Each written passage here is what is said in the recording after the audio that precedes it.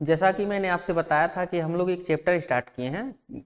वो चैप्टर क्या है कि हम लोग चैप्टर बाय चैप्टर हम लोग 2016 से 20 तक के जितने भी अनसॉल्व के क्वेश्चन हैं हमने कलेक्ट किया है।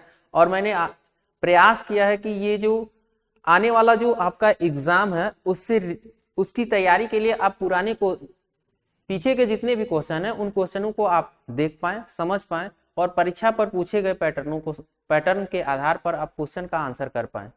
तो इसके लिए आपको जरूरी ये होता है कि जितने भी पिछले वर्षों के पूछे गए क्वेश्चन होते हैं उन क्वेश्चनों को आप ध्यान से देखें कि क्या क्वेश्चन दिया गया है। दरअसल ये होता क्या है कि जब आप क्या करते हैं कि एक संपूर्ण तैयारी, जब पाठ्यक्रम की पढ़ाई पूरी कर लेते हैं तो पाठ्यक्रम की पढ़ाई पूरी करने के बाद आपको होता क्या है, दरअसल होता ये है कि क्वेश्चंस के आंसर उस टाइम याद नहीं आते। तो आपको बेहद जरूरी ये होता है कि जो पुराने पूछे गए जितने भी क्वेश्चन हैं उस पर आप ज्यादा से ज्यादा प्रैक्टिस करें और ये जाने कि क्वेश्चन का आंसर हम कैसे करें। तो चलिए हम लोग शुरुआत करते हैं। ये क्वेश्चन है वैद्युत फ्लक्स का और ऑप्शनल क्वेश्चन से लेकर के अति लघु उत्तरी, लघु उत्तरी और दीर्घ उत्तरी जितने भी क्वेश्चंस पिछले 2016 से 20 तक के जो भी क्वेश्चन पूछे गए हैं हम उन सभी क्वेश्चनों का आंसर आपके सामने करेंगे। आप वीडियो में बने रहिए और देखिए कि इसका आंसर आप किस तरह लिखेंगे। तो पहला क्वेश्चन पूछा गया है वैद्युत फ्लक्स गॉस के प्रमेय में वैद्युत फ्लक्स का मात्रक। ये 2017, 18, 19, 20 लगातार पिछले वर्षों में ये क्वेश्चन पूछा गया। तो वैद्युत फ्लक्स का मात्रक, दरअसल वैद्युत फ्लक्स होता क्या है, हम लोग जानते हैं कि जो वैद्युत फ्लक्स है वो फाई होता है, फाई बराबर होता है, फाई की वैल्यू होता है हम लोग जानते हैं E इंटू ए। अगर यहां बात करें E की वैल्यू तो E इंटू ए, ई में हम लोग लिख सकते हैं इसको V बाई डी। चूंकि आगे हम लोग पढ़ेंगे कि वैद्युत क्षेत्र की तीव्रता विभव प्रवणता के बराबर होती है। विभव प्रवणता क्या होता है, दूरी के सापेक्ष विभव परिवर्तन को हम लोग विभव प्रवणता कहते हैं। तो यहां से हम लोग ए इंटू ए ले लें। अगर इंटू ए ले लेंगे तो विभव का जो मात्रक है वो वोल्ट होगा। क्योंकि मैंने इसलिए ऐसा चेंज किया क्योंकि इसमें वोल्ट दिखाई दे रहा, और दूरी का मात्रक मीटर होगा और क्षेत्रफल का मात्रक हम देखें तो मीटर स्क्वायर होगा। अगर कैंसिल आउट कर दें तो हम लोगों को यहां पर जो वैद्युत फ्लक्स है उसका मात्रक मिल जाएगा वोल्ट मीटर। वैद्युत फ्लक्स का जो मात्रक मिलेगा वो वोल्ट मीटर मिल जाएगा, है ना। तो आप देख पा रहे हैं वोल्ट मीटर, यहां पर सी ऑप्शन दिया। लेकिन क्वेश्चन का आंसर जब भी कभी अब लिखें तो क्वेश्चन का आंसर लिखते समय आप ऑप्शनल क्वेश्चन में हमेशा प्रश्नोत्तर संख्या डालें। दरअसल जो पेपर आप दे रहे होंगे तो पेपर में आपको दिखाई देगा कि प्रश्नोत्तर संख्या 1 से ही ऑप्शनल क्वेश्चन पहले ही दिया जाता है। प्रश्नोत्तर संख्या 1 लिखें, जो भी 3-4 क्वेश्चन ऑप्शन में है उसका आंसर करते समय, उत्तर देते समय आप उत्तर लिखें। अगर ये पहला क्वेश्चन है पहला क्वेश्चन लिखें, उसके बाद देखें कि कौन सा ऑप्शन से सी ऑप्शन है, सी ऑप्शन में आपका आंसर क्या आया उसको लिखें वोल्ट मीटर, है ना। तो इस तरह से आप अच्छे से आंसर करें ताकि बाद में ये क्वेश्चन का जो मार्क है आप गेन कर पाए। आगे क्वेश्चन देखते हैं। अगला क्वेश्चन है R1 व R2 त्रिज्याओं के दो आवेशित चालक गोलों के पृष्ठ पर आवेश के पृष्ठ घनत्व बराबर है, पृष्ठों पर वैद्युत क्षेत्र की तीव्रताओं का अनुपात है। एक चीज ध्यान दीजिए, आप क्वेश्चन को देखिए, सॉल्यूशन देखिए। उससे पहले हम आपको एक लिंक के माध्यम से इस सारे क्वेश्चनों का जो एक पीडीएफ है हम लिंक में दे देंगे, आप वहां से लिंक को डाउनलोड कर लीजिएगा, क्वेश्चन आप देख लीजिएगा। क्वेश्चन का जो कलेक्शन है आपको पीडीएफ के माध्यम से जो मिलेगा उसको आप इससे मिलाते हुए वीडियो से चलिएगा, ठीक है। आगे देखते हैं। कह रहा R1 व R2 त्रिज्याओं के दो आवेशित चालक गोलों के पृष्ठों पर आवेश एक पृष्ठ घनत्व बराबर है, आवेश पृष्ठ घनत्व बराबर। तो कह रहा पृष्ठों पर वैद्युत क्षेत्र की तीव्रताओं का अनुपात पूछ रहा, ठीक है। देखिए जो आवेशित चालक गोले होंगे, जो आवेश पृष्ठ घनत्व यदि बराबर है तो हम मान लें अगर सिग्मा अपॉन एप्सिलॉन 0 जो होता है किसी चाल, आगे हम लोग पढ़ेंगे कि वैद्युत क्षेत्र की जो तीव्रता है वो वैद्युत क्षेत्र की तीव्रता यदि आवेश पृष्ठ घनत्व बराबर है तो ये मिलेगा सिग्मा अपॉन एप्सिलॉन 0। वैद्युत क्षेत्र की तीव्रता हम लोगों को मिलेगा कि दो प्लेटों के बीच होता है सिग्मा अपॉन एप्सिलॉन 0, और वैसे अगर लें तो यह है सिग्मा अपॉन 2 एप्सिलॉन 0। मेरे कहने का मतलब यह है कि वैद्युत क्षेत्र की तीव्रता वो डायरेक्टली प्रोपोर्शनल होती है किसके, आवेश पृष्ठ घनत्व की। वैद्युत क्षेत्र की जो तीव्रता है वो किसके है, आवेश पृष्ठ घनत्व के समानुपाती होता है। और अगर ये आवेश पृष्ठ घनत्व के समानुपाती है तो दो वैद्युत क्षेत्र की तीव्रताओं का अनुपात देखें तो सिग्मा 1 अपॉन सिग्मा 2 होगा। और सिग्मा सिग्मा 1 और सिग्मा 2 आपस में क्या है, बराबर है। तो सिग्मा और सिग्मा 1 2 कट जाएगा तो आपको 1/1 का अनुपात मिलेगा, जिसे हम लोग लिख सकते हैं 1:1, अर्थात E1 और E2 का जो अनुपात है वो कितना है, 1:1। तो इस प्रश्न का उत्तर जब आप कर रहे होंगे तो आप उत्तर डालिए, किसका उत्तर दे रहे हैं, दूसरे का। ऑप्शन कौन सा सही है, डी। और डी में एक ऑप्शन क्या है, उसका आंसर लिख सकते हैं 1:1, है ना। तो ये बहुविकल्पी प्रश्नों के उत्तर देने के तरीके हैं। आगे देखते हैं क्वेश्चंस क्या। अगला क्वेश्चन है अतिलघुत्तरी प्रश्न। अतिलघुत्तरी प्रश्न में सबसे पहले पूछा गया गॉस का प्रमेय क्या है। देखिए गॉस, चूंकि चैप्टर हम लोग गॉस का प्रमेय पढ़े, थियरी का क्लासेस जो है आपने अगर किया होगा तो ठीक है, अन्यथा हम आपको बता देते हैं गॉस का प्रमेय क्या है। गॉस ने यह बताया था, जब हम क्या करते हैं कि किसी आवेश को लेते हैं और एक बंद पृष्ठ लेते हैं, आवेश को एक बंद पृष्ठ के भीतर लें, तो दरअसल अगर जो आवेश होता है वो अगर एक धनावेश है तो उससे वैद्युतीय बल रेखाएं निकलेंगी, और जो वैद्युतीय बल रेखाएं निकलती हैं वो वैद्युत बल रेखाओं की संख्या जितनी भी निकलती है उसे हम लोग वैद्युत फ्लक्स कहते हैं। अर्थात कितना वैद्युत फ्लक्स या कितनी वैद्युतीय बल रेखाएं निकलेंगी, इसके बारे में गॉस ने आवेश का सहारा लिया और उस पर एक गणितीय तर्क दिया और बताया उन्होंने कि किसी आवेश के बंद पृष्ठ से निकलने वाले, किसी आवेश के चारों तरफ या किसी बंद पृष्ठ से, आवेशित बंद पृष्ठ से निकलने वाली वैद्युतीय फ्लक्स का मान उस पर उपस्थित आवेश का 1/ε0 गुना होता है।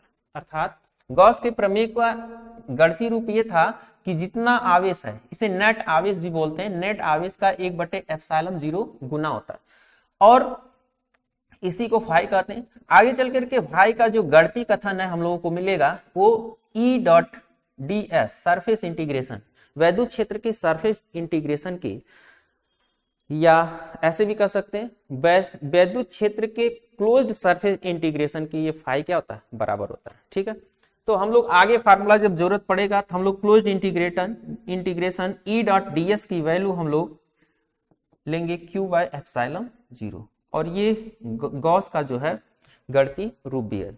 तो हमें आगे जब गॉस का प्रमेय पूछेगा तो ये लिखेंगे, गणितीय रूप भी पूछेगा तो इसकी बात कर देंगे, तो आप समझ पाएंगे कि गॉस का प्रमेय क्या है। फिर से एक बार दोहरा देते हैं, गॉस का प्रमेय किसी पृष्ठ पर उपस्थित आवेश का जो वैद्युत फ्लक्स होता है, पृष्ठ पर उपस्थित आवेश का 1/ε0 गुना होता है। अगर गणितीय रूप की बात करें तो आप इन चीजों को लिख सकते हैं। आगे देखते हैं, कर एक बंद पृष्ठ के भीतर x वैद्युत द्विध्रुव रखे गए, बंद पृष्ठ से निर्गत कुल वैद्युत फ्लक्स कितना होगा। हम लोगों को चाहिए बंद पृष्ठ से निर्गत कुल वैद्युत फ्लक्स कितना होगा। तो कुल वैद्युत फ्लक्स चलिए देखते हैं। दरअसल वैद्युत द्विध्रुव क्या होता है, तो आप पीछे चैप्टर में पढ़े होंगे, वैद्युत द्विध्रुव जो होता है वो विपरीत समान परिमाण के विपरीत आवेशों का एक निकाय होता है। तो विपरीत आवेश है तो विद्युतीय बल रेखाएं किसी आवेश से धनावेश से चलेंगी अगर, तो अगर उसके बगल में ऋणावेश है, सारी विद्युत बल रेखाएं कहाँ चली जाएंगी, ऋणावेश पर। ठीक है, अगर सारी वैद्युत बल रेखाएं ऋणावेश पर चली जाएंगी तो चाहे जितना भी आप वैद्युत द्विध्रुव रख लीजिए कहीं पर और एक बंद पृष्ठ के भीतर रख लें, अगर एक बंद पृष्ठ के भीतर आप एक से अधिक वैद्युत द्विध्रुव भी रखेंगे तो वहां से जितनी भी वैद्युत बल रेखाएं निकलेंगी वो सारी वैद्युत बल रेखाएं धनावेश से निकल करके ऋणावेश पर पहुंच जाएंगी, और जब धनावेश से निकल के ऋणावेश पर पहुंच जाएंगी तो पृष्ठ से कोई भी विद्युतीय बल रेखाएं नहीं बाहर आए। तो हम लोग कह सकते हैं कि एक बंद पृष्ठ के भीतर वैद्युत द्विध्रुव वैद्युत द्विध्रुव रखे जाने पर बंद पृष्ठ से निर्गत जो वैद्युत फ्लक्स का मान होगा वो शून्य होगा। क्यों? क्योंकि वहां से निकलने वाली सारी वैद्युत बल रेखाएं किसी बंद पृष्ठ के भीतर जो आवेश हैं, विपरीत प्रकार के आवेश हैं, वो सभी उसी में समाहित हो जाएंगी और पृष्ठ से बाहर नहीं आएंगी। तो हम लोग कह सकते हैं ये सारी वैद्युतीय बल रेखाएं क्या है, शून्य होंगी। आगे देखते हैं, अगला क्वेश्चन है वैद्युत फ्लक्स का मात्रक, ये 2019 में पूछा, फिर 2020 में पूछा हुआ क्वेश्चन है वैद्युत फ्लक्स का मात्रक और सूत्र का निगमन कीजिए। वैद्युत फ्लक्स के मात्रक और सूत्र का निगमन कीजिए।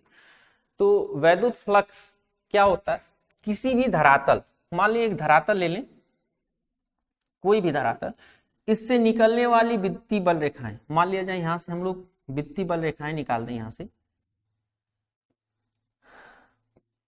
इस तरह से यहां वैद्युत बल रेखाएं अगर निकल रही, तो ये जो वैद्युतीय बल रेखाएं हैं, मान लेते हैं अगर किसी छोटे से खंड, क्षेत्रीय खंड से अगर कोई वैद्युत बल रेखाएं निकल रही है, तो इसका एक क्षेत्रफल वेक्टर लेंगे, मान लेते हैं क्षेत्रफल वेक्टर क्या है, dA है, और वहां से निकलने वाली वैद्युत बल रेखाओं के कारण वैद्युत क्षेत्र की दिशा और वैद्युत क्षेत्र की तीव्रता जो है वेक्टर E है। तो मान लेते हैं इनके बीच का कोण अगर थीटा है, ठीक है, तो अगर थीटा है तो यहां से इसका एक गणितीय रूप मिलता है कि कितना निकलेगा किसी भी क्षेत्र से। तो अगर हम लोग डी फाई की बात करेंगे, छोटा डी फाई, तो डी फाई का मान जो होता है वो वैद्युत क्षेत्र और क्षेत्रफल के गुणनफल के बराबर होता है, अर्थात ये वेक्टर E और dA के बराबर होता है, अदिश गुणन के बराबर होता है, अर्थात वैद्युत फ्लक्स का मान वैद्युत क्षेत्र की तीव्रता और क्षेत्रफल वेक्टर के अदिश गुणन के बराबर होता है। और टोटल हम लोगों को वैद्युत फ्लक्स चाहिए तो हम लोग इंटीग्रेट कर देंगे, क्लोज इंटीग्रेशन लेंगे, वेक्टर E डॉट dA है ना, वेक्टर E डॉट dA ले लेंगे, close integration vector E dot dA ले लेंगे। बात आगे देखें, अगर आगे बात करें तो अगर मान लिया जाए ये जो हम लोग पृष्ठ लिए हैं वो एक इस तरह का पृष्ठ, कुछ इस तरह जिसका एरिया A है, और इस पृष्ठ से मान लेते हैं चुंबक वैद्युतीय बल रेखाएं निकल रही,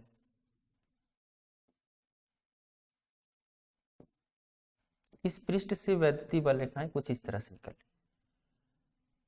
मान लेते हैं कि इस पृष्ठ से निकलने वाली वैद्युतीय बल रेखाएं थीटा कोण पर अगर होंगी, तो यहां हम लोग E डॉट dA लेंगे, तो E डॉट, चूंकि हम लोग जानते हैं vector A dot vector B की वैल्यू होती है AB cos थीटा, है ना, तो अगर AB cos थीटा ले लेंगे तो हो जाएगा EA cos थीटा, है ना, A cos थीटा किसकी वैल्यू,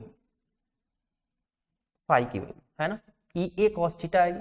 अगर EA cos थीटा होगा तो हम लोग यहां से लिख सकते हैं cos, अगर यहां देखा जाए, एक चीज ध्यान रखेंगे, अगर आपको ऐसा लगे कि ये कोण 90 डिग्री, तो ऐसा कुछ नहीं, ऐसा नहीं है, दरअसल 90 ये तल है, और क्षेत्रीय क्षेत्रफल वेक्टर जो होगा वो क्षेत्रफल वेक्टर की दिशा इस दिशा में, है ना, जो क्षेत्रफल वेक्टर है उसकी दिशा इस दिशा में, तो हम कह सकते हैं यही एंगल देखना, अगर ये दोनों एक क्षेत्रफल वेक्टर और वैद्युत क्षेत्र की दिशा 0 डिग्री या समांतर निकले तो यही का 0 अंश की वैल्यू 1 हो जाएगी, है ना, का 0 अंश की वैल्यू अगर 1 हो जाए तो फाई बराबर EA मिलेगा।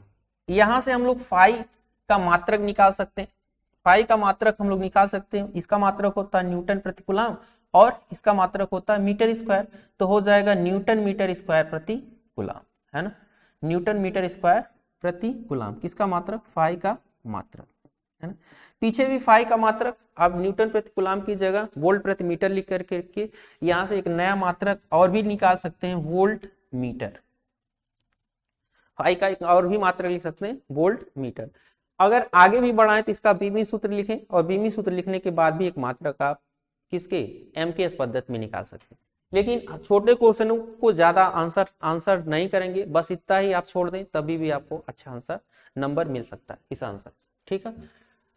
तो सूत्र का एक तरह से मैंने एक छोटा निगमन किया। देखिए एग्जाम में क्या होता है मैं आपको बता दूं, एग्जाम देते समय आप किसी भी बात को, दरअसल मैं केवल गणितीय रूपों को बोर्ड पर लिख रहा हूं और बहुत सारी बातें ऐसी हैं जो मैं बोल रहा हूं, तो आप उन चीजों को लिखेंगे, है ना, किन चीजों को, जो फैक्ट होंगे। जैसे मैंने अभी कहा, जैसे यहाँ होता क्या कि माना एक पृष्ठ, जिसका एक पृष्ठ है जिस पर एक छोटे से खंड क्षेत्र से विद्युतीय बल रेखाएं थीटा कोण पर निकल रही है ना, अर्थात जो फिगर में आपको जिस बातें दिखाई देती हैं वो आपको लिख भी सकते हैं, और लिखने के बाद उसका गणितीय रूप लिखेंगे, है ना। गणितीय रूप लिखने के बाद इस तरह के फिगर पर मान लिया जाए वो एरिया वर्गाकार एरिया हो, फिर लिखेंगे माना अगर वो वर्गाकार क्षेत्र से विद्युतीय बल रेखाएं थीटा कोण पर या इसके समांतर थीटा कोण पर निकल रही है, तो समांतर और 90 डिग्री आप थीटा की वैल्यू 0 रखेंगे तो इतना मिलेगा, और थीटा की वैल्यू 90 डिग्री। अगर इस सतह को क्षेत्रफल को अगर हम लोग ऐसे घुमा दें तो कोई भी वैद्युतीय बल रेखाएं नहीं गुजरेंगी। तो यहाँ से वैद्युतीय बल रेखाएं जब गुजरेंगी नहीं तो वैद्युतीय फ्लक्स का मान क्या होगा, शून्य होगा। अब वैद्युतीय फ्लक्स का मान अगर शून्य होगा तो हमें कोई भी वैद्युत फ्लक्स नहीं मिलेगा। लेकिन इसमें कहा सूत्र का निगमन कीजिए, हम लोगों को ज्यादा इन बातों को नहीं बताना है कि क्या निकलेगा क्या नहीं निकलेगा, कोई कंडीशन नहीं पूछ रहा, तो हम लोग केवल यहाँ सूत्र का निगमन करके ऐसे छोड़ देंगे, है ना। आगे देखते हैं। करा एक क्षेत्र में वैद्युत क्षेत्र की तीव्रता, वैद्युत क्षेत्र की तीव्रता की वैल्यू दे रहा है E equal to vector E की वैल्यू दे रहा है 1.2I प्लस 1.5J, है ना। और करा YZ तल के समांतर कौन क्षेत्रफल के आयताकार पृष्ठ से संबद्ध वैद्युत फ्लक्स ज्ञात कीजिए। तो E की वैल्यू I और J दे रहा, मान लेते हैं यहाँ पर हम लोग एक बना दें क्या 3D प्लेन, 3D प्लेन में एक्स वाई जेड मान लीजिए एक्सिस बना देते हैं हम लोग, एक एक्सिस बना लें ऐसे एक्स वाई और जेड, ये एक्सिस बना लें। अब ये कह रहा है कि आई ई जो है 1.2 आई और प्लस 1.5 जे है ना, न्यूटन प्रति कूलम। इसका मतलब वो ई जो होगा वो एक्स वाई तल में होगा, और ये जो हमारा पृष्ठ है कहां पर है, वाई जेड तल में है। तो इसको इजी करने के लिए आप इसको y मान लीजिए, इसको z मान लीजिए ना। अगर आप इसको y और z मान लेंगे तो आपको पृष्ठ दिखाने में आसानी हो जाएगी। देखिए y इसको किस में करा, y z तल, इसको मैं y मान ले रहा हूँ, इसको z मान ले रहा हूँ, इसको x मान ले रहा हूँ, तो आपको इसको मानने में पृष्ठ दिखाने में आसानी हो जाएगी। अब y z तल है, ठीक है। अगर इस y z तल की बात करें तो ये y z प्लेन इस तरह से ऊपर नीचे तक होगा, और जो यहां से विद्युतीय बल रेखाएं हैं अगर इस YZ तल को मान लें इस तरह से, इसी में तल है 0.2 मीटर स्क्वायर का, और ये जो विद्युतीय बल रेखाएं हैं वो किधर निकल रही हैं, XY तल में। तो जब XY तल में निकल रही होंगी तो इसको कहीं ना कहीं क्या करेंगे, काटेंगे, है ना। एक चीज समझिए, हमको ये विद्युतीय बल रेखाएं इस तरह से दिखाई दे रही हैं, लेकिन हाई जो ये जो एरिया दिखाई दे रहा है ये एरिया किधर है, तो हम ये जो एक्स अक्ष बनाए ना वो एक्स अक्ष इस तरह से नहीं होगा, एक्स अक्ष इस तरह से होगा, इस डायरेक्शन। अर्थात हमारा जो क्षेत्रफल वेक्टर है वो किधर, इसका विस्तार किधर है, आई के डायरेक्शन में। इसका मतलब हम लोग जो एरिया है जो वेक्टर फॉर्म में अगर हम लोग लिखेंगे तो इसको 0.2 आई लिखेंगे, है ना। अगर 0.2 आई लिखेंगे तो हमें फाई बराबर भी मैंने बताया है आपको कि वेक्टर ई डॉट ए लेंगे, तो ई डॉट ए लेंगे तो 1.2 आई प्लस 1.5 जे, अगर इसमें डाट गुणन करा दें किसका 0.2 आई का, तो हम लोगों को मिलेगा 12 दूना 24 आई। देखिए होता क्या है, जब अदिश गुणन कराते हैं तो एकांक वेक्टरों का अदिश गुणन 1 होता है और लंबवत गुणन 0 होता है, ठीक है। तो एकांक वेक्टर है, अगर लंबवत गुणन आई और जे की बात करें तो लंबवत हो जाएंगे तो वो 0 हो जाएगा, और ये आई और आई की बात करें तो ये समांतर वेक्टर होंगे, जिसके नाते इनकी वैल्यू मिलेगी 12 दूना 24, आई का मल्टीपल 1 हो जाएगा, और फाई का मात्रक अभी मैंने बताया न्यूटन मीटर स्क्वायर प्रति कूलम ले सकते हैं, है ना, या वोल्ट मीटर, कोई भी मात्रक आप लिख सकते हैं, ठीक। आइए आगे क्वेश्चन देखते हैं। इस क्वेश्चन में कह रहा है कि वैद्युत स्थैतिक क्षेत्र कितना है, E की वैल्यू दिया और S की वैल्यू, पीछे जैसे मैंने क्वेश्चन बताया यहाँ पर भी कितना फ्लक्स बाहर आएगा ये पूछ रहा है। तो फाई की वैल्यू हमने अभी बताया, हम लोग ई डॉट ए लेंगे, ई डॉट ए या ए फॉर एरिया क्षेत्रफल या एस फॉर सरफेस पृष्ठ, है ना, ई डॉट एस ले सकते हैं। तो ई की value 2i plus 4j plus ई की वैल्यू हम लोग ले सकते हैं 2i plus 4j plus k, है ना, और इसमें डाट गुणन किसका लेना, सरफेस का, तो ये कितना है 10j है। फिर वही बात j i j k क्या होते हैं, आप समझ सकते हैं कि i j जो होता है i j k परस्पर लंबवत वेक्टर होते हैं, x अक्ष की दिशा में i, y अक्ष की दिशा में j और z अक्ष की दिशा में k। अगर i j k अगर लंबवत, अगर इसमें से कोई दूसरा एक वेक्टर दूसरे वेक्टर के साथ गुणा कराएगा तो लंबवत होगा, और लंबवत गुणन क्या होता है, शून्य होता है। लेकिन स्वतः अगर गुणा कराएगा, स्वतः अदिश गुणन का मान क्या होता है, 1 होता है। एकांक वेक्टरों का स्वतः अदिश गुणन कितना होता है, 1 होता है। तो यहां से स्वतः में केवल आपको j और j का मल्टीपल ही मिलेगा। j के और j और i के साथ अगर मल्टीपल लेंगे तो वो 0 हो जाएगा। तो आपको यहां से कितना मिलेगा, 10 चौक 40, है ना। तो आप फाई की वैल्यू लिख सकते हैं न्यूटन मीटर स्क्वायर प्रति कूलम या वोल्ट मीटर, है ना। देखिए होता क्या है, जितने भी न्यूमेरिकल क्वेश्चन होते हैं उस पर आप प्रयास, सूत्र अगर आपको याद रहते हैं और थोड़ा सा कॉन्सेप्ट, तो बहुत अच्छा नंबर देकर जाते हैं। थियोरेटिकल क्वेश्चंस जो होते हैं हो सकता है कि उसमें कुछ नंबर कट जाएं, लेकिन न्यूमेरिकल क्वेश्चन का आपने लगाने का तरीका सही रखा तो आप नंबर अच्छा ज्ञान कर सकते हैं। आगे क्वेश्चन देखते हैं। करा यदि किसी 8 सेमी भुजा वाले घन के केंद्र पर 1 कूलम का आवेश रखा जाए, बहुत इंपॉर्टेंट क्वेश्चन है, कई बार पूछा है, 2017 में भी आया था ये। आवेश रखा जाए तो घन के किसी फलक से बाहर आने वाले फ्लक्स की गणना कीजिए। तो हम देखते हैं हम लोग कि घन क्या होता है। देखिए ये घन है और कह रहा है घन के केंद्र पर, घन के केंद्र पर क्या किया जाए, एक आवेश रखा जाए। देखिए अगर मान लीजिए कि अगर हम लोग घन के केंद्र पर आवेश रखेंगे तो होगा क्या कि इस आवेश से चारों तरफ क्या निकलेंगी, वैद्युत बल रेखाएं। चारों तरफ का अर्थ क्या है, चारों तरफ का अर्थ ये है कि इसमें कि घन के कितने फलक हैं, टोटल 6 फलक हैं। इसका मतलब 6 फलकों से क्या लिखेंगे, 6 फलकों से निकलने वाला क्या, से गुजरने वाला या निकलने वाला फ्लक्स या वैद्युतीय बल रेखाओं की संख्या कोई फ्लक्स बोलते हैं, ठीक। और गॉस ने बताया था कि कितना फ्लक्स निकलेगा, उस पर उपस्थित आवेश का 1/ε0 गुना हो। तो हम लोग लिख सकते हैं q/ε0। लेकिन प्रश्न में पूछा है किसी फलक से, किसी फलक से मतलब एक फलक से, तो 6 फलकों से था तो एक फलक से लिखेंगे, एक फलक से निकलने वाला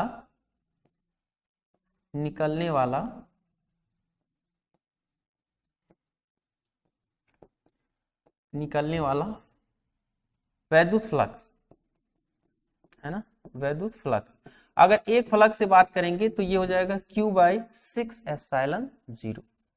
आइए देखते हैं, कह रहा 8 सेमी भुजा है, एक घन के केंद्र से 1 कूलम का आवेश रखा गया, 1 कूलम q की वैल्यू 1 कूलम है ना। तो यहां हम लोग 6ε0 की वैल्यू हम लोग ले लेते हैं 8.85 इंटू 10⁻⁻12, है ना। तो यहां से हम लोगों को मिल जाएगा 10⁻12, ऊपर जाएगा प्लस हो जाएगा, 6 × 5 = 30, 6 × 8 = 48 और 3 = 51, 1 5 आएगा और 6 × 8 = 48, 5 = 53, है ना। तो यहां से 2 अंक पे दशमलव लगा देंगे, या इसको हम लोग कह सकते हैं 5 दशमलव ले लें, या ऐसे लिख सकते हैं इसको 5310, 2 अंक दशमलव हटा के 100 लिख सकते हैं, और इसका 2 अंक और ले लेते, 2 घात और लेते हैं, गुणे 10⁻10 ऐसे ले लें, है ना। अब देखिएगा यहां से आपको भाग देना है, तो भाग देते समय हमेशा ऐसे ही करना चाहिए, दशमलव को हटा लें। तो हमें 5310 से भाग देना है किसमें, 10,000 में, है ना, 10,000 में भाग देना। तो लगभग ये कितना 5,000 है, लगभग ये 2 बार चला जाए, अबाउट 2 बार में चला जाए, है ना। या एक बार ले चलते हैं, चलिए एक बार ले चलते हैं, एक बार ले जाएंगे तो 5 10,000 है ना, 5 3 1 0, तो यहाँ 0, यहाँ 9 और यहाँ 9 में से 3 जाए 6 और यहाँ 9 में से 5 जाए तो 4 बचेगा, है ना। दशमलव लगा दें, 0 बढ़ा दें, तो ये लगभग 0 बढ़ा देने से, दशमलव लगा कर अगर हम लोग 0 बढ़ा देंगे तो यहाँ पर हम लोगों को 9 बार लगभग जा सकता है ना, 9 × 5 = 45, 9 बार जाएगा, या 9 × 3 = 27, 9 × 5 = 45, 8 बार कर देते हैं, है ना। 8 × 3 = 24, 8 × 5 = 40, 2 42, ठीक। तो लगभग ये जो फ्लक्स का मान आएगा फाई की वैल्यू हम लोगों को मिल जाएगी, आगे लिख सकते हैं 1.8 गुणे 10⁻10 है ना, न्यूटन मीटर स्क्वायर प्रति कूलम, न्यूटन मीटर स्क्वायर प्रति कूलम। इस क्वेश्चन को आप इस तरह से आंसर कर सकते हैं। क्वेश्चन में कहा गया है 4500 फ्लक्स रेखाएं किसी निश्चित आयतन के क्षेत्र से भीतर जा रही हैं। चलिए ठीक है, देखते हैं। किसी निश्चित आयतन के क्षेत्र से भीतर जा रही हैं और क्या हो रही हैं, 2500 फ्लक्स रेखाएं क्या होती हैं, बाहर आ रही हैं। इसका मतलब क्या है, फ्लक्स रेखाएं यहाँ पर, फ्लक्स रेखाओं की अगर बात करेंगे तो 4500 अंदर जा रही, 2500 बाहर रही। तो होगा क्या कि जो बाहर आ रही होंगी, जैसे मान लिया जाए कि इस तरह से आप देख सकते हैं कि इधर से तीर चलाया जाए, इधर से भी, और इधर से दो ही तीर चलाया जाए, एक दूसरे से जब ये टकराएंगे तो ये दो तीर इस तीर को प्रभावित कर देगा और दो ठो बच जाएगा। उसी तरह से फ्लक्स रेखाएं जब जो बाहर आ रही होंगी और कुछ अंदर जा रही, तो दोनों एक दूसरे को प्रभावित करेंगी, तो जो बच जाएगा वही फ्लक्स होगा, है ना। तो नेट फ्लक्स हम लोगों को निकालना होगा। तो नेट फ्लक्स की बात अगर हम लोग करें तो नेट फ्लक्स जो है, नेट फ्लक्स कितना होगा, नेट फ्लक्स हम लोग निकालेंगे, मान लेते हैं डेल्टा फाई, तो हम लोगों को मिल जाएगा 4500 माइनस 2500, है ना। अगर 4500 माइनस 2500 ले लें तो ये हो जाएगा टोटल 2000, है ना। और फाई इक्वल टू हम लोग पढ़े हैं, गॉस के प्रमेय ने पढ़ाया है कि हमें आवेश पूछा जा रहा, तो आवेश पूछने का मतलब गॉस का प्रमेय ये कहता है कि Q बाय एप्सिलॉन 0 की जो होता है क्या होता है, बराबर होता है। तो Q की वैल्यू हम लोग निकाल सकते हैं 2000 गुणे एप्सिलॉन 0 की वैल्यू होता है 8.85 इंटू 10⁻⁻12, है ना। अगर यहां से बात करें तो 2 का गुणा करा दें, 3 घात यहां से हटा दे रहे हैं, तो 2 पचे 10, 2 अठे 16 1 17, 2 अठे 16 1 17, है ना।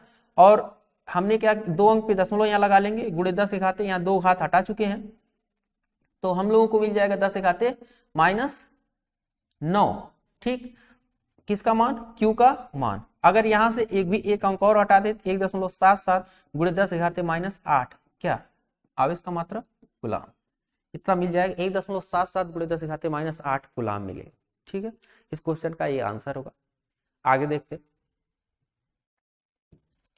करा एक गॉसी पृष्ठ के अंदर 3Q माइनस 2Q, कितना 3Q माइनस 2Q और Q और प्लस 2Q आवेश रखे गए।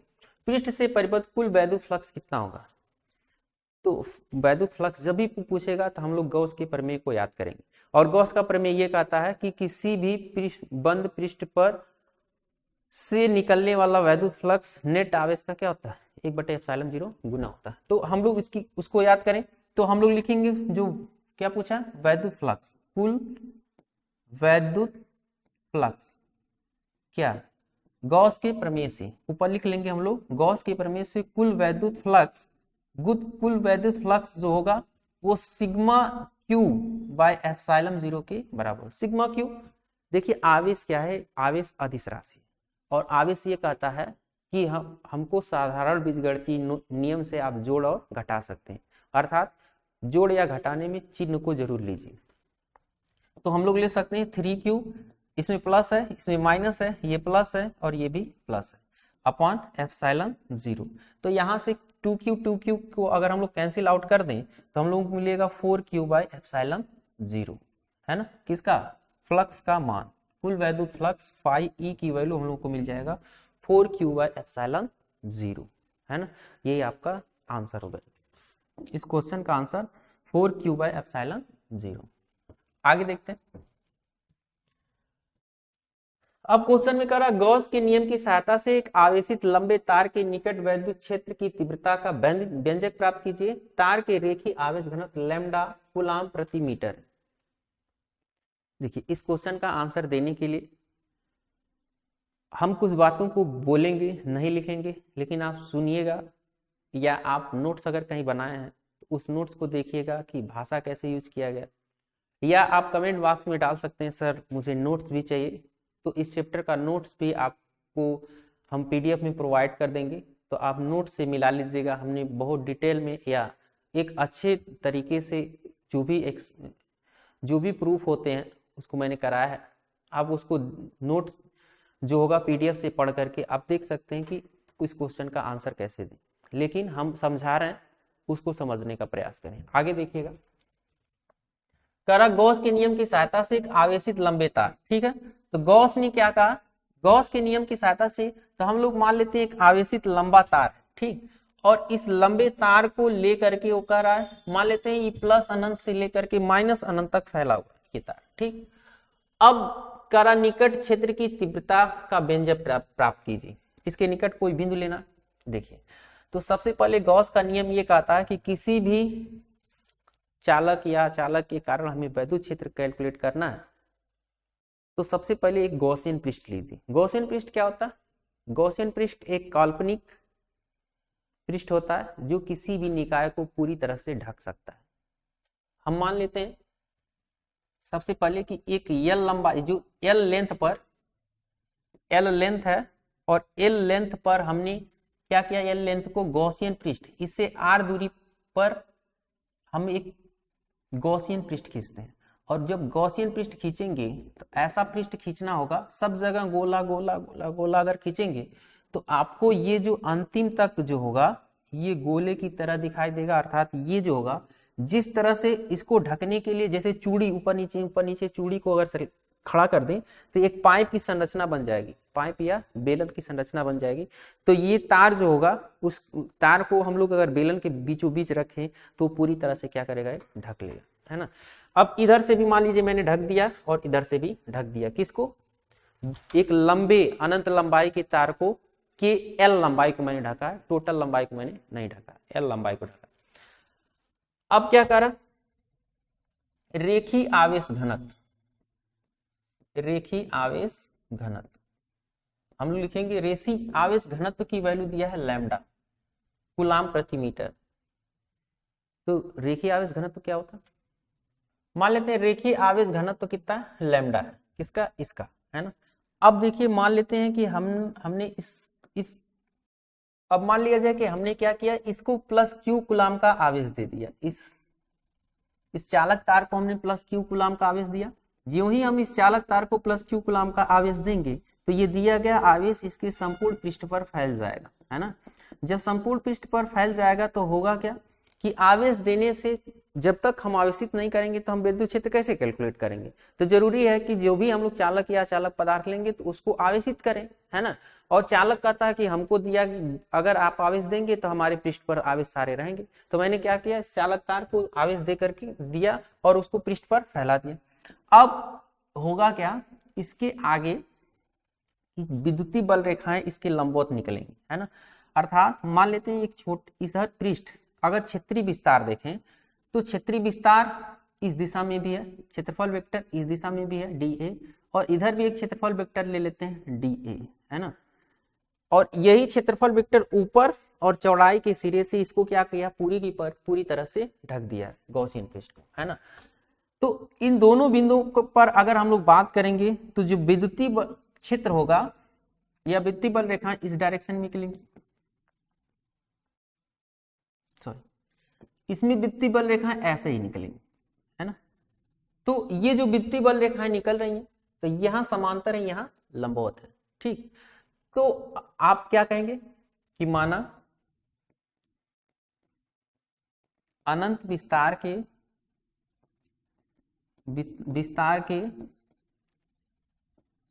आवेशित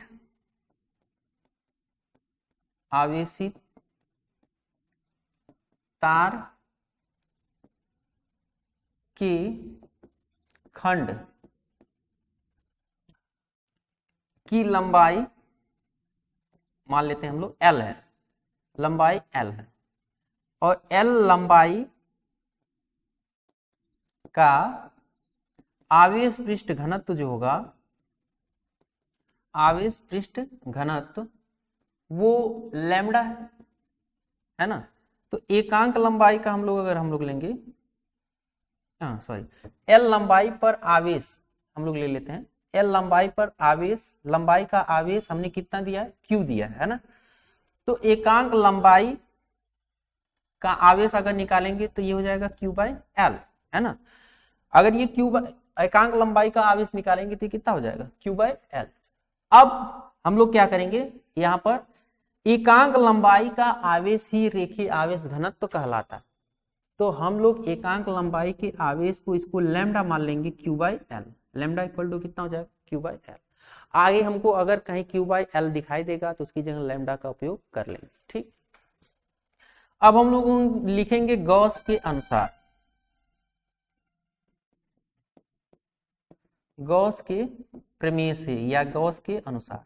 गॉस का प्रमेय ये कहता है कि सरफेस इंटीग्रेशन ऑफ इलेक्ट्रिसिटी या electric field, surface integration of electric field, surface integration या एरियल इंटीग्रेशन, क्लोज्ड इंटीग्रेशन लेते हैं, तो क्लोज्ड इंटीग्रेशन जो है वो किसके बराबर होता है, उस पर उपस्थित आवेश का जो फ्लक्स होता है, वैद्युत फ्लक्स, वो सरफेस इंटीग्रेशन के बराबर होता है, और वैद्युत फ्लक्स उस पर उपस्थित आवेश का 1/ε0 गुना होता है। ये क्या है, गॉस का गणितीय रूप है। अगर इस गणितीय रूप से देखें तो हमें विद्युत क्षेत्र दिखाई दे रहा है, यहीं से हम लोग वैद्युत क्षेत्र की तीव्रता कैलकुलेट करेंगे। चलिए देखते हैं, मान लेते हैं कि ये जो गॉसियन पृष्ठ है हमको दिखाई दे रहा है कि हम कहां कहां से लेंगे, किसका, वैद्युत फ्लक्स अगर हमें कैलकुलेट करना होगा तो कहां लेंगे, तो हम लोग दो तरह का पृष्ठीय विस्तार दिखाई दे रहा है। ये देखिए, एक इस दिशा में और एक इस दिशा में, है ना। तो यहां पर अगर देखा जाए बिंदु P, अगर इसको मान लें, अगर हम लोग बिंदु P मान लें इसको, तो P पर लंबवत है 90 डिग्री है और यहाँ 0 डिग्री है, तो टोटल जो वैद्युत फ्लक्स होगा यहाँ P के कारण शून्य होगा। तो हम लोग लिखेंगे P पर थीटा इक्वल टू क्या है 90 डिग्री, तो जो वैद्युत फ्लक्स होगा वो कितना होगा 0 होगा। Q पर थीटा इक्वल टू कितना है 0 डिग्री, तो इसी के कारण हमें वैद्युत फ्लक्स कैलकुलेट करना होगा। तो वैद्युत फ्लक्स अगर हम लोग कैलकुलेट करेंगे तो हम लोगों को यहाँ से मिल जाएगा EDA cos 0, है ना, और ये किसके बराबर होगा, Q बाय एप्सिलॉन 0 के बराबर होगा। अब यहाँ अगर हम बात करें तो cos 0 का मान 1 होता है, वेक्टर वेक्टर E लिखे हम, यहां से हम लोग हटा लेंगे क्योंकि हम लोगों ने इसका क्या किया है, विस्तार कर लिया, EDA cos 0, है ना। तो cos 0 का मान 1 अगर ले लें तो E कांस्टेंट है, बाहर आ जाएगा, तो क्लोज्ड इंटीग्रेशन किसका आना चाहिए, DA का, और ये Q बाय एप्सिलॉन 0 का क्या होगा, बराबर होगा। आइए आगे देखते हैं, हमको एरिया चाहिए, कौन सा एरिया चाहिए, गॉसियन पृष्ठ की एरिया चाहिए। गॉसियन पृष्ठ क्या है, आप देख पाएंगे कि ये एक बेलन है जिसकी लंबाई L है। मान लेते हैं कि गॉसियन पृष्ठ को हमने कितना दूरी पर, R दूरी पर हमने खींचा है। अगर गॉसियन पृष्ठ को हम लोगों ने R दूरी पर खींचा है तो ये जो बेलन है उसका जो बेलन का पृष्ठ होता है, चूंकि वक्र पृष्ठ से समतल पृष्ठ प्रतिबल रेखाएं निकल रही है, तो बेलन का जो वक्र पृष्ठ होता है 2πRS होता है ना, 2πRH,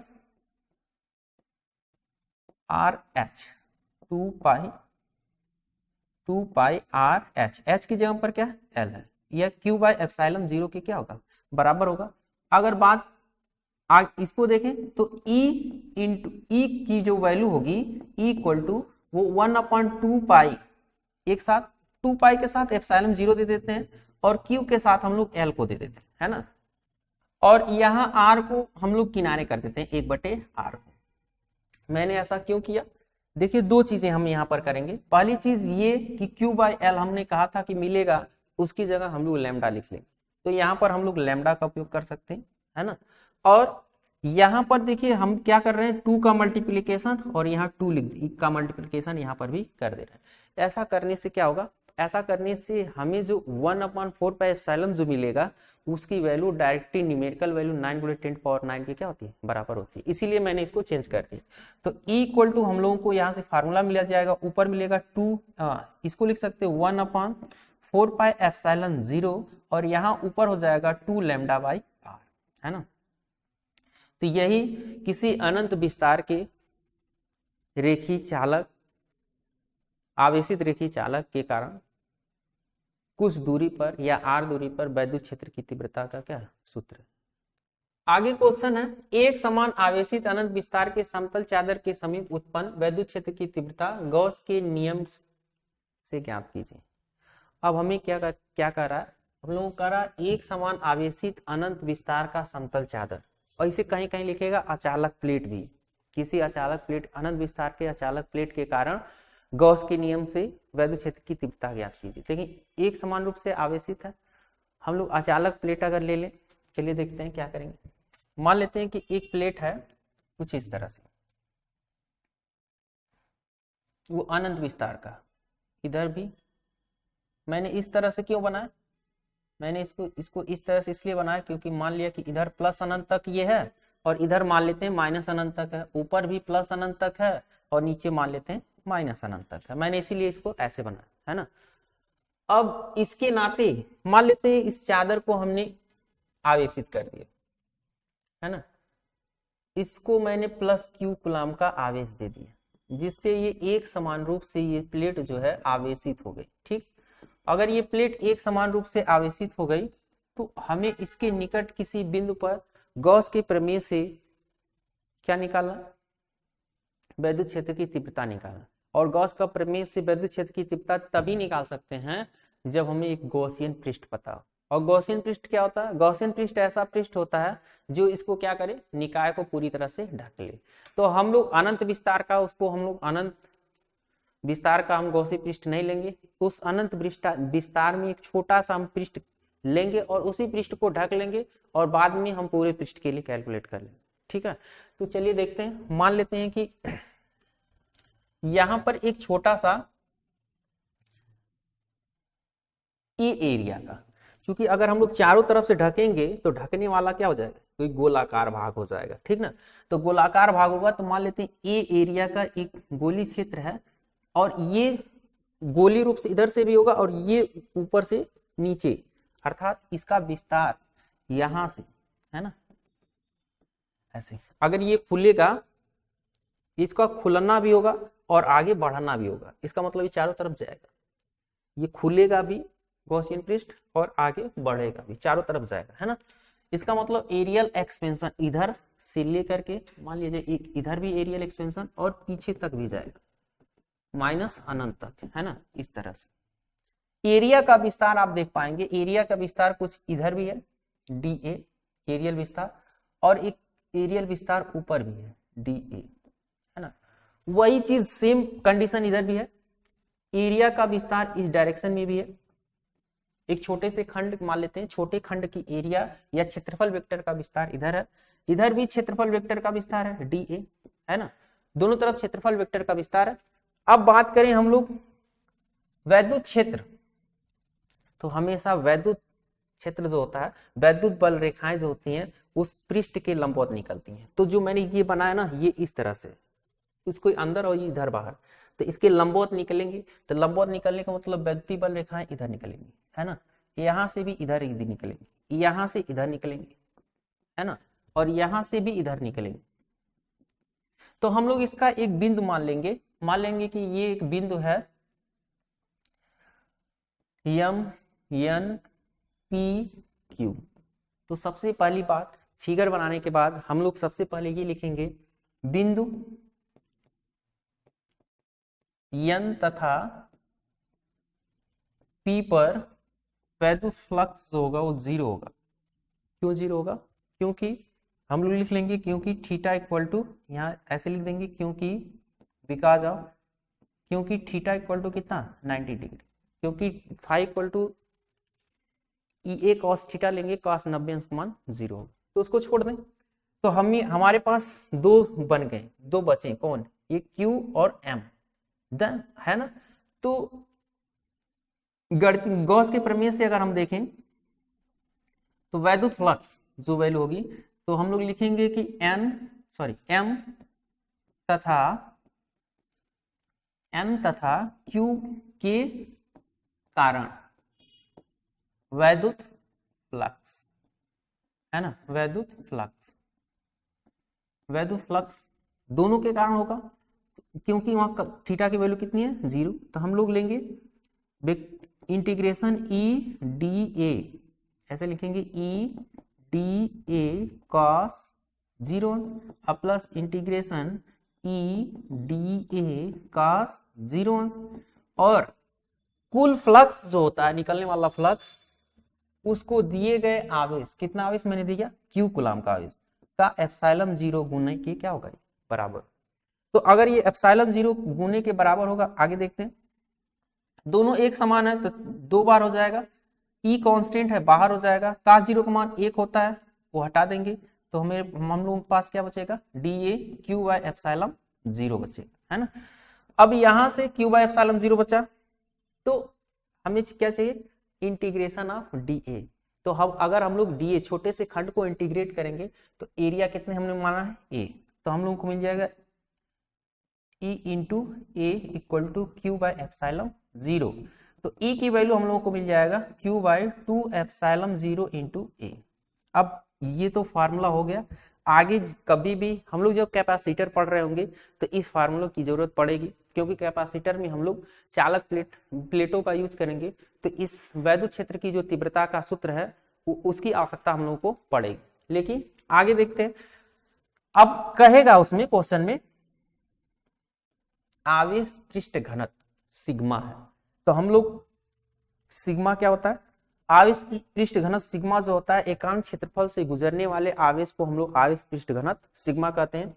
तो हम लोग कहें कि यदि प्लेट का आवेश पृष्ठ घनत्व सिग्मा है, तो प्लेट का अगर आवेश पृष्ठ घनत्व सिग्मा है तो ये जो वैल्यू हुई वो किसके बराबर होगी, सिग्मा के बराबर होगी।